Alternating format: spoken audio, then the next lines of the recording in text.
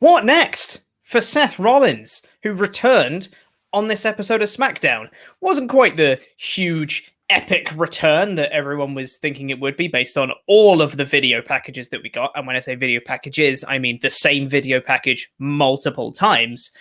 But it was an angle, so let's figure out what Seth's going to do next. Welcome to the WrestleTalk podcast review of SmackDown. I am Corporate Chopper, and I am joined by Randy Andy Datson. The first thing we're going to be talking about today is this Seth angle, because it was built up last week. We got a video package that was played twice, showcasing all of Seth Rollins' big highlights in his career and all the things he's done in Royal Rumbles and WWE and Universal Champion and who's all, look at Seth, he's great. Really good video package, but it was played twice last week, and it was played twice on this episode as well. The same one, like, at least mix it up a little bit. Would have been great, but sure.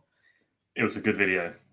It was a great video package, but when you watch it 4 times, it really starts to lose its effect. Anyway, it came out and they played the video package for the 4th time in 2 weeks. And they said, his return next. And then they showed all of the locker room. All of them came out to surround the ring. And I was like, what is happening? Why is everyone out there? If it was like, for starters, this isn't a precedent. Like when someone returns from leave, everyone comes out to congratulate them back. That's not a precedent in WWE anyway. If it was someone like Roman Reigns returning from his leukemia, great. Could totally understand everyone coming out to welcome him back. This is Seth Rollins. Everyone hates him in kayfabe. Like, he's one of the least popular people on the entire roster. There's no reason for any of them to be out there. So I get that, and I understand that. However, I get what they were trying to do, because as his gimmick is that he is the savior of Friday nights, and he is the Monday Night Messiah when he was back on Raw. It felt like he was giving a sermon to his people, and therefore he needed some kind of congregation, almost like a vicar. Yeah, absolutely. Giving. I know, and I get that they hate him, but also because he's returning, they're like, oh, and he started the promo as if he was like, hey man, I'm back. I'm a father now. I see things differently. There's lots of talented people here. So he may well have, in kayfabe, said to them, look, I'm different now, guys. I've changed. Look, I really want you to come out, hear what I've got to say. Yeah. And almost like a sort of preacher speaking to his people. And then you sort of see them go like, oh, he's being nice. And then he turns and they go, oh, okay. Well, screw that guy. I mean, I don't want to listen to this anymore. So I really do get the framing. Yes. But without explanation, it just looked like, here's everyone. Yes, that's the key bit that was missing, was the explanation. Because I like that idea that he was giving a sermon to everyone. And I would have liked to have seen, even if it was just like, you see the odd person backstage with like this envelope that just says like, Seth Rollins invites you to return sermon, or whatever the hell they want to do it. Just a little something that takes like 10 seconds to do. Would have just made the segment feel a bit more organic, because this one felt a bit forced. But I did like what happened next, though, because Seth came out with his old music, Burn It Down, everybody, that's back, which I'm kind of happy, because I like the Burn It Down theme. I really liked his old one, though. I really think I know everyone hated it, but I loved his Messiah theme. It just fit so perfectly with his gimmick, and that to me is much more important than having a good song. Is having something that fits your character. Like, stuff like Rusev's theme and Jack Swagger's theme, Aleister Black's, like stuff like that just fits and just works. Yeah, even like Alberto Del Rio, his theme when he was in WWE. Yeah, I know he's a terrible person, but his theme for his gimmick just fit like perfectly for what he was. Even though it's not, I'm not going to stick it on my Spotify and listen to it, but it was amazing. Yeah. So I don't know. I've got mixed feelings about Burn It Down coming back. Yeah, I guess I don't worry about it as much. But it's just, given that his gimmick is the same as it was before, it is strange to, again, maybe they change it next week and they go, because it was just him being like, hey, look, I'm Seth again. I'm the guy you missed when I was away off having my baby with Becky Lynch and stuff. Which, by the way, should have been how he did his promo. By saying that. Yeah. Hey, I'm Seth. You missed me. Hey, remember when I had that baby with Becky Lynch and stuff? Yeah. Waka waka. No, but like, so the story was a bit weird, and the music might be a bit strange, but I think actually seeing him back, I sort of realized that I have sort of missed him. Me too. Because other than Roman, the top heel on SmackDown, well, you got sort of Jey Uso, but the top heel on SmackDown has sort of been Baron Corbin, and you got Sami Zayn. Yeah. So I have missed like a legitimate, like, sort of main star who we can have a secondary storyline with. Yes. And I don't think I quite realized how well I think a Messiah versus an eventual Messiah versus Tribal Chief feud could work, because they're not similar gimmicks, but they're both sort of like, I'm the greatest and I'm the greatest. Sort of there's that there can be that clash, and because they've got the obvious history, there's so much that this return can do. And in a weird way, I think the real life birth of Seth's child can really work into this new sort of, because he's the Messiah, and there's a whole sort of the child and the prodigal son. Obviously, it's a daughter, but I think there is so much more of Seth's character we haven't seen. And now that we're probably getting him feuding with Cesaro, which, Pete, you can explain in a second, I just think that I don't want Cesaro to lose the feud, because he will, because it's Seth Rollins. But this could be like a really great feud to remind us all how brilliant he is in the ring, because obviously he was sort of stuck in that Mysterio feud for so long that we need to remind ourselves what Seth Rollins can do. Exactly, yeah. I think you probably skipped a couple of steps in the promo there. So let's talk about what actually happened. So Seth came out with his old music, came out to the ring, and started doing this little sermon to everyone gathered around the ring. And it started off kind of like a babyface promo, just being like, yeah, I'm so happy to be back in the Thunderdome. I've really missed it here. As all you guys know, I've been away. I've had a daughter now, and she's completely like changed my life. I never thought I could, love someone so much. And, I'm a different person now. And, the people at ringside, I thought it was really nice that they cut to a shot of Daniel Bryan clapping when he said, I've had a daughter now. So I'm like, he's also a dad. Yeah, I get it. I like the symbolism. I get it. But then of course he just flipped a switch and went right back to his heel shtick, and he's just like, she's giving me a completely different perspective on my life, and that perspective is that I am the leader that SmackDown needs to take it all to the next level. I can be a father to the locker room. I was like, that's good. I enjoy that a lot. And he was saying it seems to be his new catchphrase now is embrace the vision. It was on his Titantron, and he ended the promo saying that as he flipped into his heel shtick, though, everyone from ringside, the lights were like dimmed, so I guess he couldn't see around them, even though we could. Everyone just kind of piled out and just went to the back. They were like, oh, for God's sake, Seth's the same again. They all went to the back, except for Cesaro. Lights came up, and Seth looked around to be like, where did everybody go? What? That's a shame. Then saw Cesaro, and he was like, hey, I knew you would get what I'm talking about. You understand what I'm trying to do with my vision here. And Cesaro just shakes his head and just like, no, and just walks off. Slower than everyone else. Everyone else was pied out at this point, so it's just Cesaro left. Gets to the ramp, stops, looks back at him again. And just walks out. But then that ticks off Seth Rollins, who gets out the ring, attacks Cesaro from behind, beats him up, and then just leaves. Daniel Bryan comes out to save him because they're in a tag match later on of Bryan and Cesaro versus people, which we'll get to later.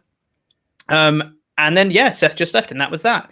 So I don't think it was the huge, whoa, Seth's back angle that people were expecting, but I'm all for a Seth Rollins-Cesaro feud. Fresh babyface Cesaro going against Rollins should be, one, bloody fantastic in the ring, because both of them are very good wrestlers.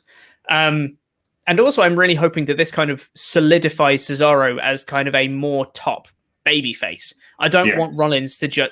The thing is, Rollins is almost certainly going to win this feud, because he's just came back. He's, unfortunately, a bigger star than Cesaro. He's probably going to win. I think the way he wins the feud will determine Cesaro's fate. If he just beats him, like they have a match next week and Seth wins, and that's that, that's going to be really anticlimactic and terrible.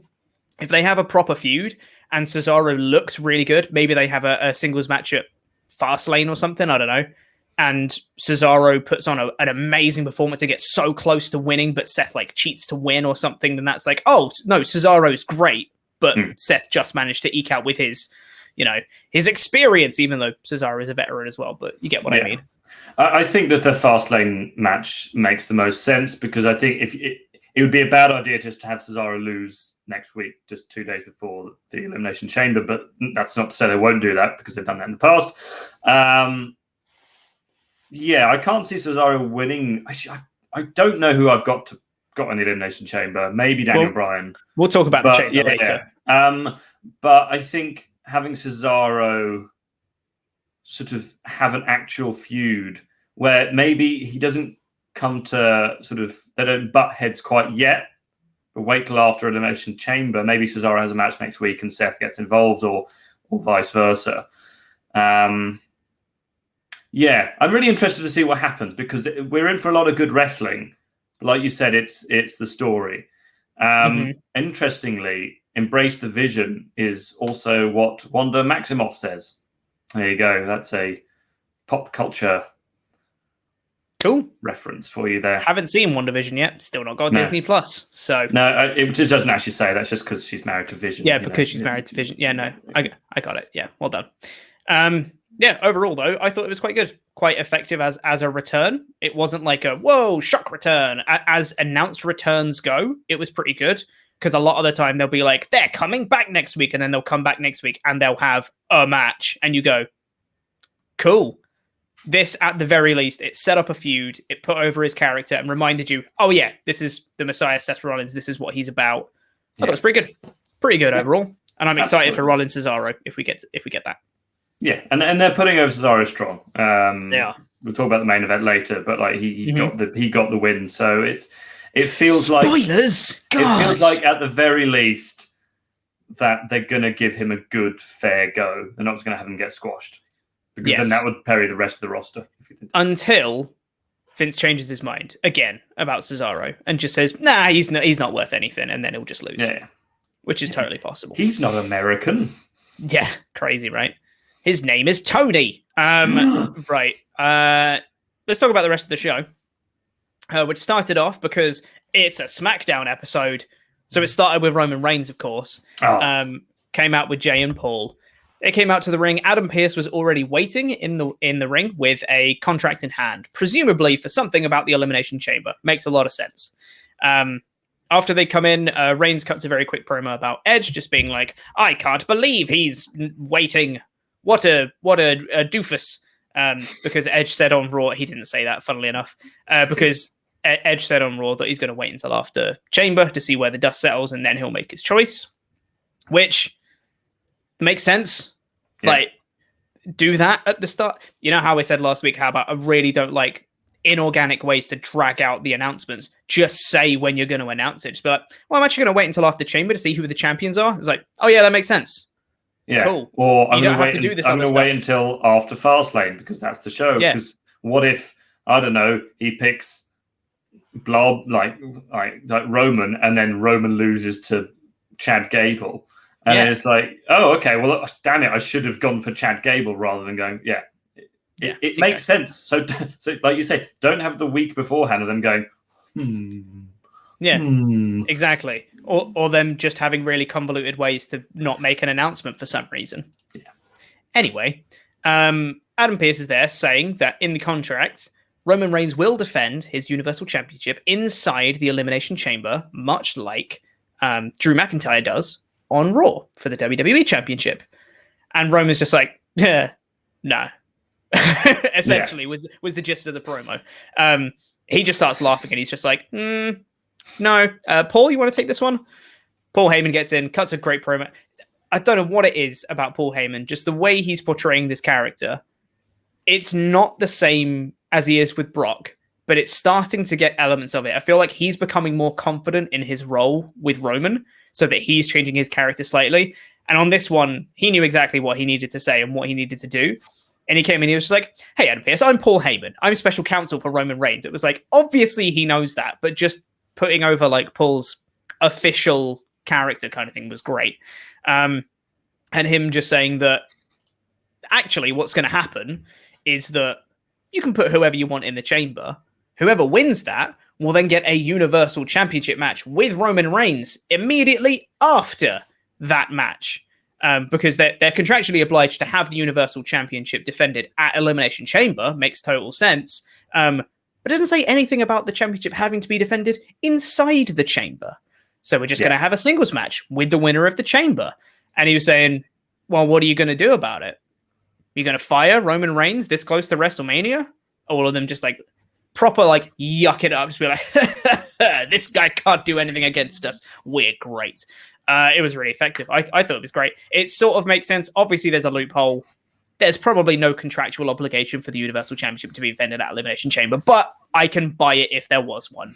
Sure. So is my understanding is that the moment the Elimination Chamber match finishes, there will be a Universal Championship match.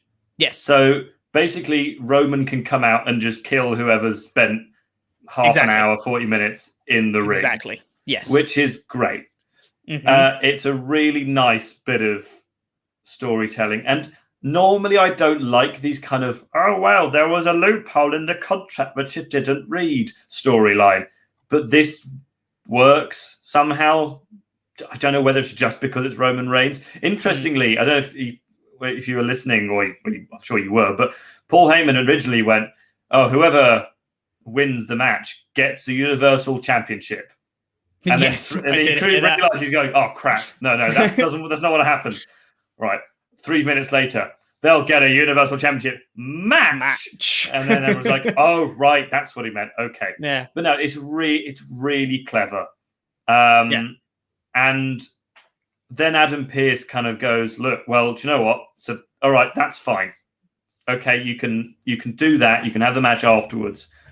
Speaking of the match, I've decided there are two people who don't need to qualify. They've earned their place. One of them is Jey Uso.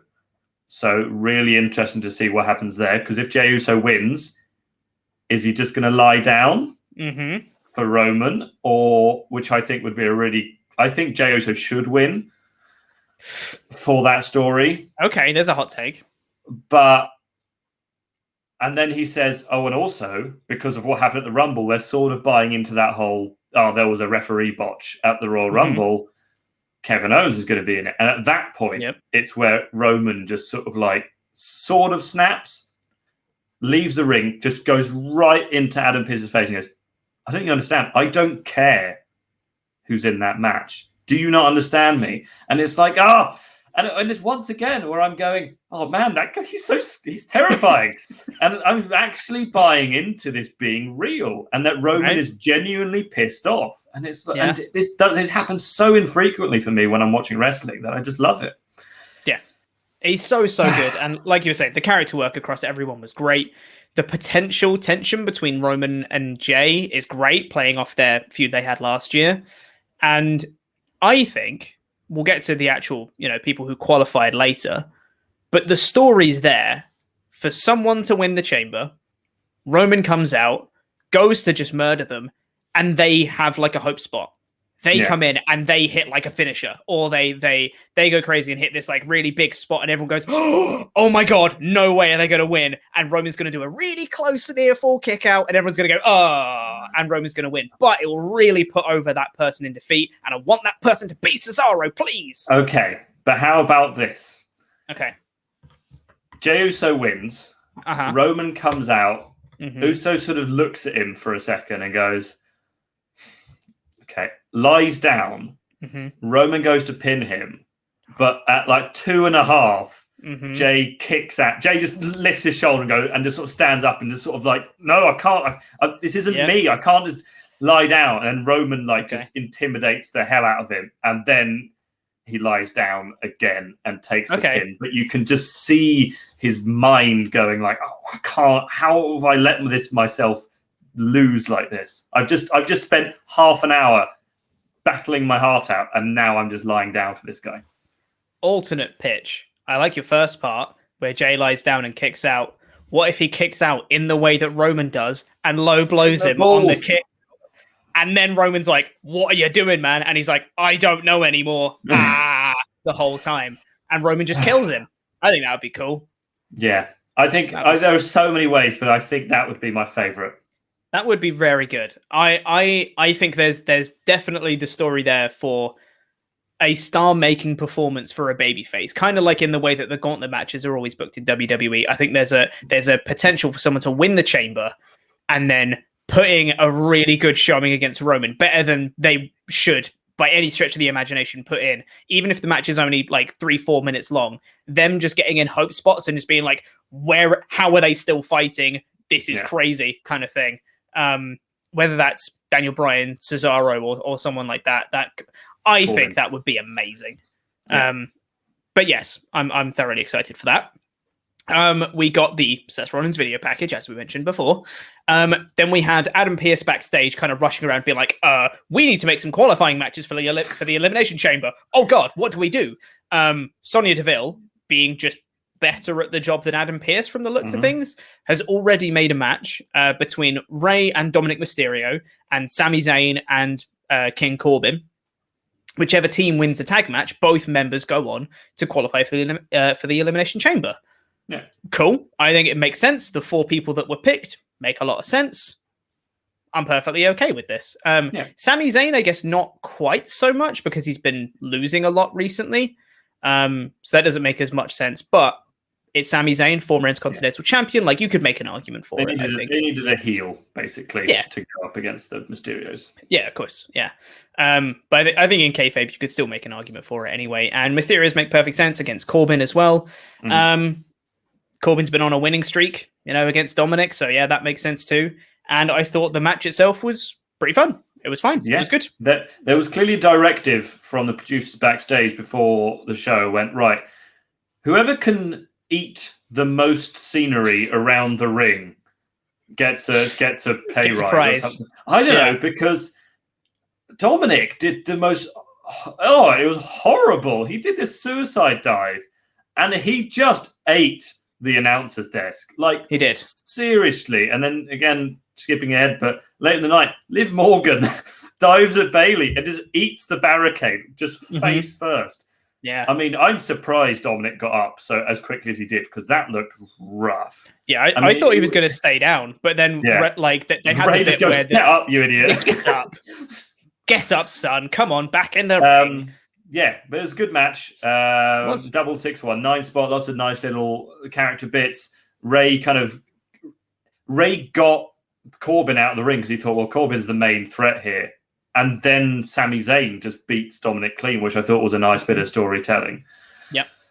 And it gives Sami a win. Can see a clean win, which is very rare for Sami. Haven't seen that in ages. Like, he hit a blue thunderbomb, and then he hit an exploder, and then he hit a helluva kick, and it's like, oh, yes, good. Nice, great. You're shocked that he actually won a clean match. You're like, he just hit some moves and won. At some point, he's going to cheat here, surely. Mm-hmm. Yeah, no, he just won, which was great. Yeah, like I said, really good to see a clean win for Sami. I think Sami and Corbin qualifying for the Chamber is good. I think both of them will add something to the Chamber, whether Corbin is just the stereotypical beat down everyone kind of heel, gloat in the faces of the faces that are still in the Chamber kind of thing, in the pods, that kind of thing. He can do that well. He's a big man. We then got Ziggler and Roode backstage, the Dirty Dogs are backstage speaking to Sonya Deville and Adam Pearce. And once again, Sonya Deville just better at the job than Adam Pearce, because they were saying, well, we should qualify for the Elimination Chamber. Both of us, we're tag team champions. Think of how great that would be. Have more champions getting involved with the Universal Championship picture. Really put over the tag division. We're great. We're the Dirty Dogs and all that stuff. And Sonya said, you know what? That is a good idea. So you can earn your spot by beating the team of Daniel Bryan and Cesaro. And I was like, that's a cool team. I like that. Do more of that. Yeah. And immediately you think, Adam Pearce is a dork. And Sonya Deville is really good at her job. Just good at the job, yeah. 100%. Yeah, it makes sense. Obviously, so you don't want your tag team champions to just lose like that on a random show, but it makes sense when it's like Cesaro and Daniel Bryan. I mean, But we'll talk about that a bit more when we get to the match because I've got some thoughts. But yeah. It's good. I don't really. As good as she is at her job, I don't really understand why Sonya Deville needs to be doing this. No, I'm hoping. This is almost certainly just me reading too much into it, but I get the feeling that Adam Pearce is getting so caught up with the whole Roman and Kevin Owens type thing that he's losing sight of the rest of the show, and Sonya's picking up the slack, which will turn into a story of Sonya being like, "Why are you in charge? I'm better than you. Give me the job entirely. Get out of here, Adam Pearce." Yeah, or it could be just that we don't know that Sonya's nursing an injury, or 100%, or she's just because of everything that happened last year, she's just not quite ready to return to the ring. Obviously, there was all that horrible stuff which we won't go into, but maybe she just doesn't want to return to the ring quite yet, which is fine. So totally. I wish they'd explained it a bit better at the start, or they'd given it an explanation. It doesn't have to be real, doesn't have to be true, but rather than going, here's Sonya Deville, she's now Adam Pearce's assistant. Yes, exactly. After that, we got another backstage segment of Reginald is backstage with a glass of champagne. Walks up to Sasha Banks, who's having a chat with Kalisto, of all people. I just thought of it. Is that a thing? Have I missed something? He was there before, right? He wore a hat. Yeah, when she was in another backstage segment, and Kalisto came in, and she was like, "Hey," and then he walked off. So maybe it's a thing. This is a great build. Yeah, maybe it's a thing. Now you've explained it. Yeah. Reginald then apologizes to Sasha Banks for comments he made last week. Mm-hmm. The comments he made last week was that Sasha would beat Bianca Belair. I'm so sorry for supporting you. I'm a terrible person. I'm not sure what he has to apologize for. The only person he interrupted was Bianca. It was anytime she talked that he interrupted. What's he apologizing for? Anyway, he gives her the glass of champagne, and she says, "Oh, so you meant what you said last week then?" And he was like, "Yeah." I was like, "So what are you apologizing?" Anyway, and then he gives her the champagne, and he walks off. She returns to her conversation with Kalisto, but then you get the shot of him turning around and like smiling evilly at the camera. Yeah. What's happening? What is this feud? This would have been better if, I don't know, something had happened. Like, obviously, I don't really want a spiking drink storyline. No, but that's bad. That felt like that's what they were trying to do. And then, but later in the night, and again, nothing happens to Sasha. So I'm like, she's totally fine. So he, maybe, I don't know, maybe he spat in it, or I don't know, maybe he watered it down, or maybe it was non-alcohol. I don't know. What a heel! Maybe it was baby sham. I don't know. Yeah, maybe it was just that kind of, and then nothing happened. Yeah. Maybe the evil plan is to get Sasha on side so that Sasha he can really drunk do something. I don't know. It was strange. And also, I don't get why Reginald is getting so much screen time. I was going to say that. Don't get me wrong. Like, I think his flippy things are cool once in a while, and he's a good right hand person for Carmella. But he should be the right hand person of Carmella. He shouldn't be replacing her in the entire feud. That is stupid, in my humble opinion. She's disappeared. What's going on with her? I don't know, man. It doesn't make sense. You could, because of it looks very much like Bianca's going to challenge Sasha, and why wouldn't she? But in the meantime, you need a couple of feuds, so you just need someone to face. I mean, because then there's been that sort of rumors that Rhea Ripley's coming, but you can't have Sasha face Rhea Ripley yet because that would be stupid. Correct. So you need But someone. You could have Carmella face Rhea Ripley and have Sasha focus on Bianca. Yeah. You need Carmella to do something because otherwise it's just, here's Reggie. Yeah. And that's the story. And that's it. That's the entire thing. They've looked at Carmella, the pairing of Carmella and Reginald, and gone, he's the star.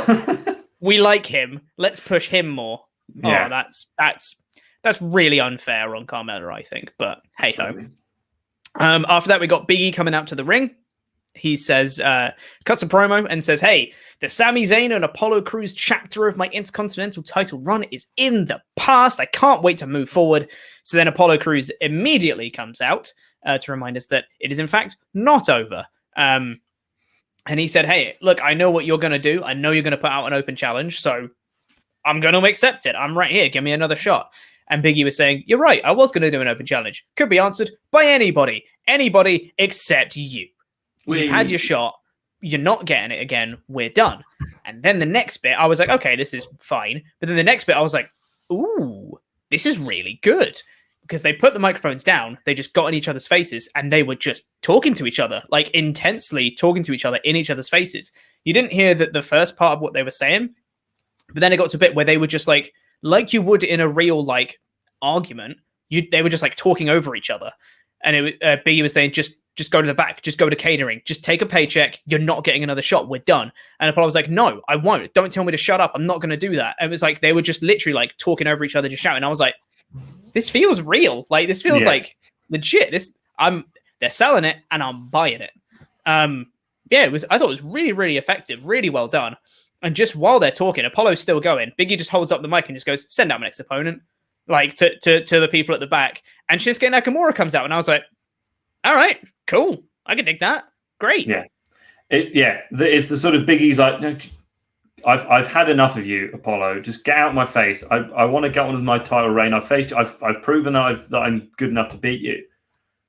But it's not like I don't find Apollo annoying because I feel like he could be very easily annoying. We're just going, no, I want another match.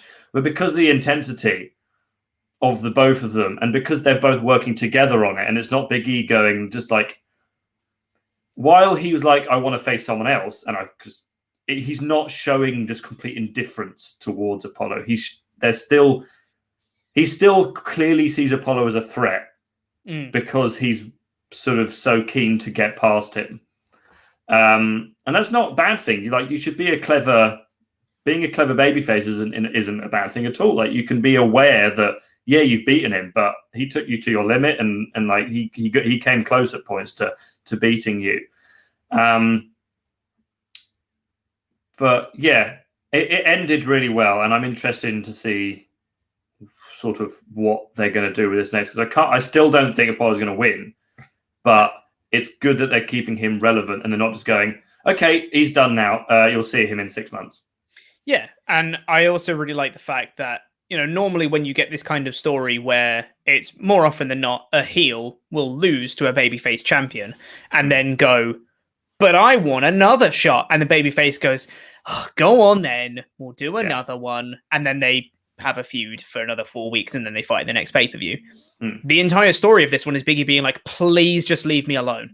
And they're like acknowledging the fact that Apollo's had several chances and still wants more. And he's being kind of like whiny about it. Yeah. Which I really like, because it's just addressing what's actually happening, which is they're booking Apollo in multiple title shots. That's what they're doing.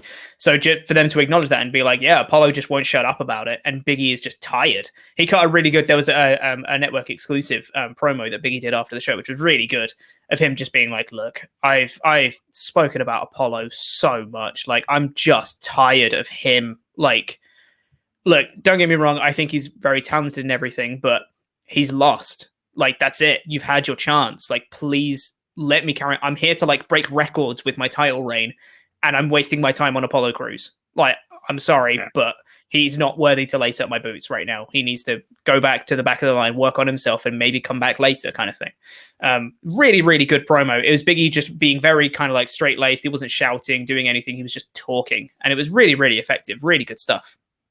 So I'm really into this feud. I think it's really good. The Shinsuke match against Biggie didn't go too long. It was quite fun for while it lasted, but it didn't go very long. Apollo came in and hit a drop kick on Big E's face to cause the DQ, and then Big E and Apollo looked angrily at each other from the ramp in the ring. I'm into it. I thought this was very good, and another effective use of a DQ loss as well, of Apollo just being like, just let me have a match, Apollo. Come on. It furthers the feud. I like it. Yeah, and it's a reason, the whole DQ thing, it's just going to piss Biggie off, and therefore he'll be like, do you know what? screw. I know what I said before, but actually, you know, I want to beat the F out of this guy. So yeah, it just makes sense, and that's all you really need from wrestling storylines now, because sometimes, a lot of the time they don't, and so when they do, it's go like, okay, yeah, whatever, it makes sense, great, awesome. Exactly, yeah. After that, we got the Seth Rollins return that we spoke about earlier, and then we got Bayley versus Liv Morgan. Obviously, Bayley defeated Ruby Riott last week, so she's facing the other half of the Riott Squad this week in Liv Morgan. Liv Morgan's really good. Like, Liv Morgan's been great for ages, and really good. Never gets a chance to show it. She's one of the most underutilized women on the roster, and I think the biggest issue for her has been that she came up with the Riott Squad, and therefore she's always been, oh, you're in the Riott Squad, you're a tag team women's wrestler, which is worse than being stuck as a men's tag team wrestler, because you're never going to get a singles push, really. Yeah. But because she's just sort of been stuck with either Sarah Logan or Ruby Riott, which isn't a bad thing, because Ruby Riott and Sarah Logan are great. Obviously, Sarah Logan's now no longer with the company. But yeah, she's always also been seen as the second person in the Riott Squad as well, because it's called the Riott Squad rather than the Morgan Squad. She's always been great, and she showed it again last night, and yeah, she put everything into it, and she ate a barricade. She did. I disagree that Morgan's always been great, because I've watched her since NXT days. Yeah, not always. And I thought she was fine, but needed some work. I think since she's changed her gimmick and she had the whole glam thing going on, the wrestling she's actually done since then has been really, really good. And this one, I was like, that's like another step up. Like, she was already good, but this one I was like, man, that's really good from Liv Morgan. I thought this was great. It's the same thing that happened with Carmella. Like, we didn't see her for a while, and then she comes back, and then they give her 10, 15 minutes to have a wrestling match, and they go, oh, okay, so she is actually good at wrestling. Yeah. I'm sure loads of the women's roster is really good at wrestling. We just never get to see it.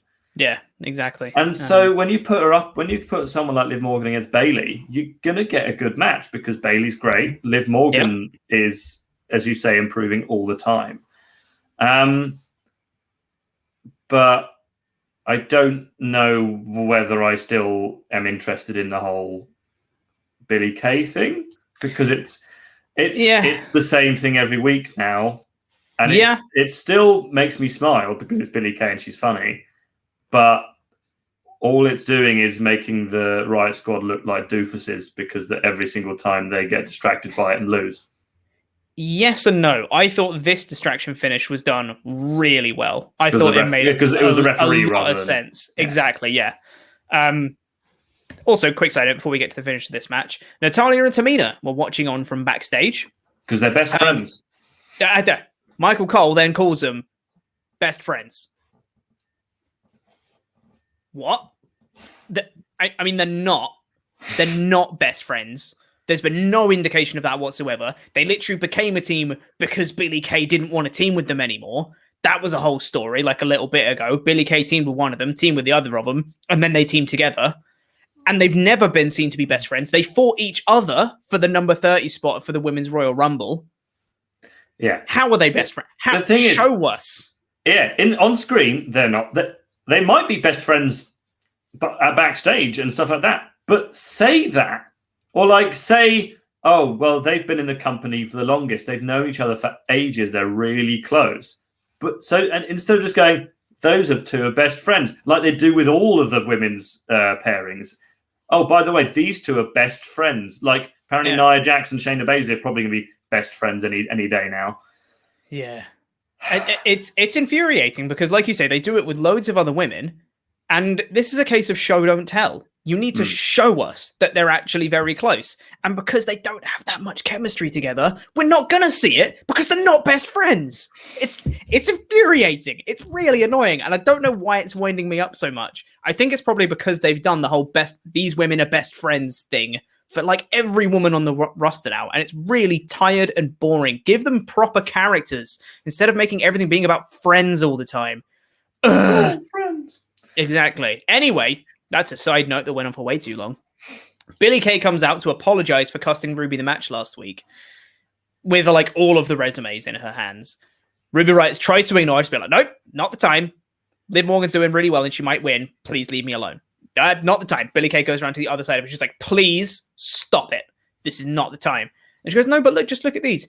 Riott grabs them, and in her anger, she kind of yanks them out of her hand, and some of them go flying into the ring. The referee then turns around and is like, oh, need to get these out of the ring for, safety. Goes to pick them up, takes them out of the ring, and Bayley at that chance, when the referee's not looking, jabs Liv Morgan in the eye, manages to hit her facebuster thing, which I always forget the name of, and then wins. Yes.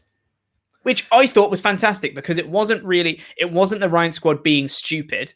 It was Ruby did the right thing of being like, not the time, just leave me alone. And it was Billie Kay's persistence that led to Riot getting so angry that she like accidentally threw some into the ring, which then led to Bayley being smart when the ref wasn't. It just worked. All of the parts, I think, just worked together to make a very solid distraction finish as opposed to last week's, which was a bit pants. Yes. Yeah, no, like, it really worked. And it could have gone wrong because Ruby could have done the papers and then just none of them landed in the ring. But it was choreographed perfectly. And the thumb to the eye really works for the face buster. Like it's targeting the face still. Bayley was always going to get the win because it's Bayley and it's Liv Morgan. But yeah, like you said, it is really good. But I still don't. I'm still kind of over Billie Kay doing I'm not over Billie Kay doing the whole resume thing, but she's been doing it with the Riot Squad for a long time now. And it just feels like this is going to end in her eventually redeeming herself, and then it's going to be Billie Kay's in the Riot Squad. And then that's it. Yeah, I'm not too sold on that personally, but hey-ho, is what it is. After that, we got Cesaro and Bryan backstage. Cesaro, after being attacked by Seth Rollins earlier, was just like, he can talk about the change that he wants to do. Nothing's ever going to change with him. He's the same now, and I'm going to focus. He's been wasting his time. I'm going to focus my time on qualifying for the Elimination Chamber. Yeah. Street Profits gifted a championship to NASCAR man. I don't know what his name is. I don't NASCAR. Yeah. They gave him a championship, and then there was a Street Profits versus Gable and Otis match, which was just a fun match. It was just a fun two babyface teams having babyface fun, good wrestling. Yeah, it was a really, really cool start between Gable and Dawkins doing some mat wrestling, led to some really like cool counters, innovative spots. Gable got a lot of wrestling time in this match. Do more of that. He's really good at wrestling, guys. And then Montez Ford hits the frog splash for the win. Really good match. It's nice to see the Profits have stopped trying to bribe everyone.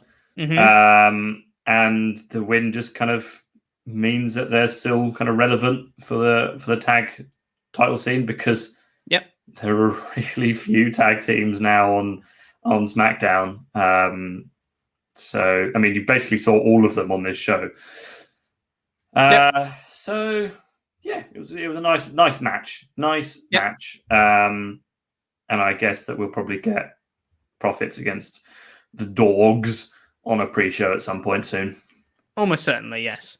Sasha Banks then came out to the ring. She danced with the Street Profits for a bit as they were exiting. Came out to the ring, and then she said, like, hey, Bianca Belair is like a little sister to me. And then Bianca Belair came out and said, you're not the boss of me. And then I don't have that much time to talk about this because I would like to talk about it more because it really angered me. Nia Jax and Shayna Baszler came out. Women's Tag Team Champions, so of course they can float across the brands. But there's only one reason that they were really here, and that's to kill the My Whole joke. That was the entire purpose. They came out, they came to the ring and said, people should be talking about us, not Bianca. She won the Royal Rumble. Who cares about that? Literally everyone in the company, Nia, you idiot. Anyway, and then Sasha Banks says, well, I knew you were coming. How did you know that, Sasha? So I got some footage ready. And it was Naomi pinning Shayna Baszler. And then she said, oh, it wasn't that footage that I had ready. It was actually this one, which was Nia Jax doing the My Whole thing and getting pushed through the table. And then Nia got mad. And then they all beat him up. And then they did the same spot again of Nia Jax. She got chucked and she ended up sitting on the apron, and then she grabbed her ass, and then she looked like she wanted to say my hole and was trying not to.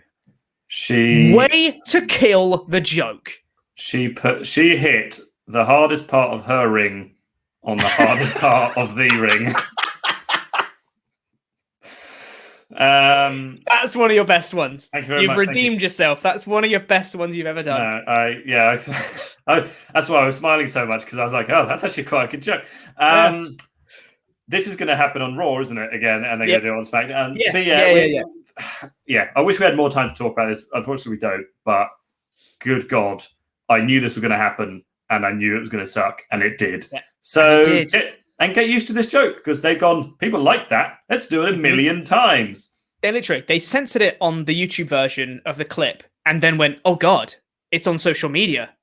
Social media clicks. We love social media clicks. What are we doing? So let's just keep doing it time after time after time until it isn't funny anymore. And the first time they redid it is already the time it's not funny anymore.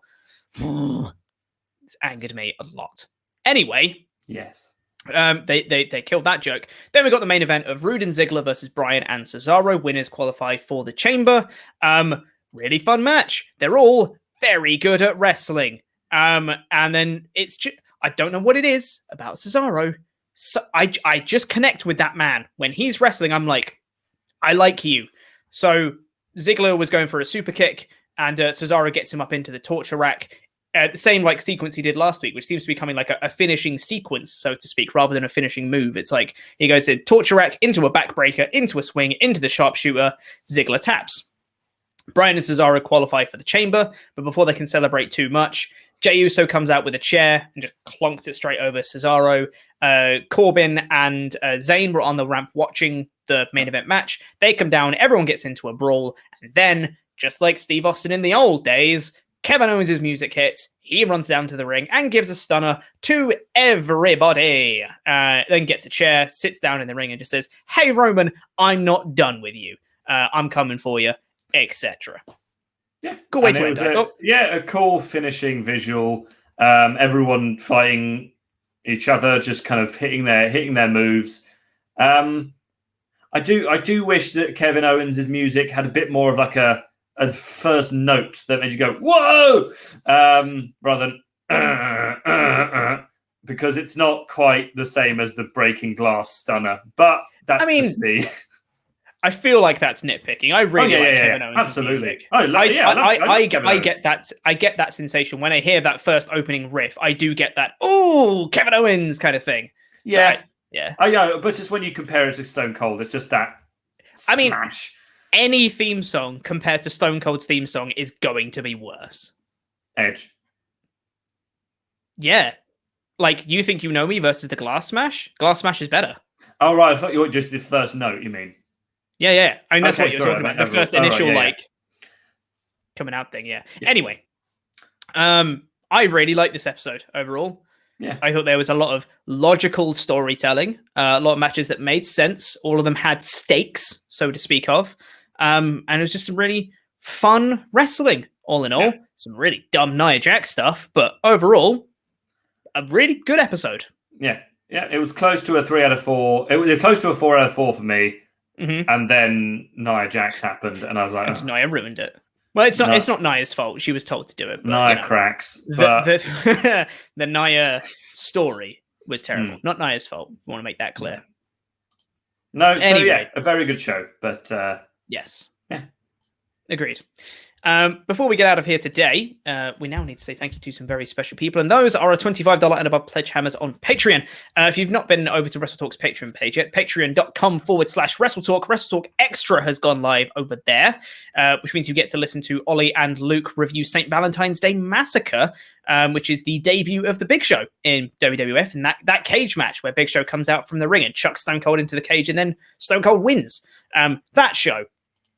So they get to review that, and you can listen to that right now if you're a $5 backer. If you're a $25 backer, you get your own custom wrestling nickname, and it gets read out on a show, much like this one. So thank you to Vito Ventura, Pet Detective. Woo! Oh, yeah. Thank you. Bananas. Hannah Bananas. Woo! Yes, thank you very much. The Fitness Consigliere, Scott Michelle. Woo! Thank you. Super Kick Party, Andy Buckley. Woo! Yes, thank you very much. Have a glass of sherry, Martel J. Simmons. Woo! I will. Robin Banks, Lee Roberts. Woo! Yes, thank you very much. The Harbinger, Doom Lion. Yeah. Full of flavour, Sean Blandford. Woo! Yes, thank you very much. We're going on a Brian Huntley. Yeah, we are. Thank you. Moving sideways, Kieran Crabtree. Hell yeah, thank you very much. The Schrock Master, Austin Schrock. Yeah. And finally, Marcus, he's got soul, Campbell. I almost called him Marcus Cole for some reason. Thank you very much. Thank you to all our pledge hammers, and thank you for watching. Please press the videos that just appeared on the screen to catch up with more awesome WrestleTalk things, and the button in the middle that make you become a pledge hammer on Patreon. I have been Corporate Chopper. I've been joined by Randy Andy Datson, and that was SmackDown